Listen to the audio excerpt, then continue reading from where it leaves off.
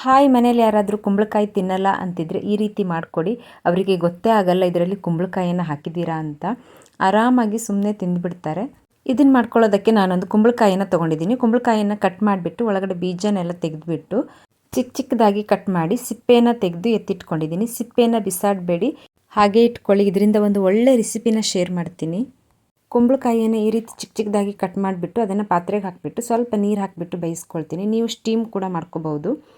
ಕುಂಬಳಕಾಯಿ ಎಲ್ಲ ಬೆಂದಿದ ನಂತರ ಅದನ್ನು ಒಂದು ಮ್ಯಾಶರಿಂದ ಈ ರೀತಿ ಮ್ಯಾಶ್ ಮಾಡ್ಕೋಬೇಕು. ನಂತರ ಅದಕ್ಕೆ ರುಚಿಗೆ ತಕ್ಕಷ್ಟು ಉಪ್ಪು, ಅರ್ಧ ಸ್ಪೂನ್ ಅಚ್ಕಾರದ ಪುಡಿ, ಅರ್ಧ ಸ್ಪೂನು ಜೀರಿಗೆ ಪುಡಿ, ಹಾಗೆ ಬಿಳಿ ಎಳ್ಳನ್ನು ಕೂಡ ತೊಗೊಂಡಿದ್ದೀನಿ. ಇದು ಆಪ್ಷನಲ್ಲು, ನಿಮ್ಗೆ ಬೇಕಿದ್ರೆ ಹಾಕ್ಕೋಬೋದು. ನಂತರ 2 ಕಪ್ ಆಗುವಷ್ಟು ಗೋಧಿ ಹಿಟ್ಟನ್ನು ಹಾಕಿಬಿಟ್ಟು ನೀರು ಹಾಕದೇನೆ ಚಪಾತಿ ಹಿಟ್ಟಿನ ಹದಕ್ಕೆ ಗಟ್ಟಿಯಾಗಿ ಕಲಿಸ್ಕೋಬೇಕು. ಅಗತ್ಯ ಇದ್ದರೆ ಹಿಟ್ಟು ತುಂಬ ಗಟ್ಟಿಯಾಯಿತು ಅಂತ ಅನಿಸಿದರೆ ಸ್ವಲ್ಪ ನೀರನ್ನು ಹಾಕಿಬಿಟ್ಟು ಕಲಿಸ್ಕೊಳ್ಳಿ. ಆದರೆ ಹಿಟ್ಟು ಸ್ವಲ್ಪ ಗಟ್ಟಿಯಾಗೇ ಇರಲಿ, ನೆಂದಿದ ನಂತರ ಮೃದುವಾಗುತ್ತೆ.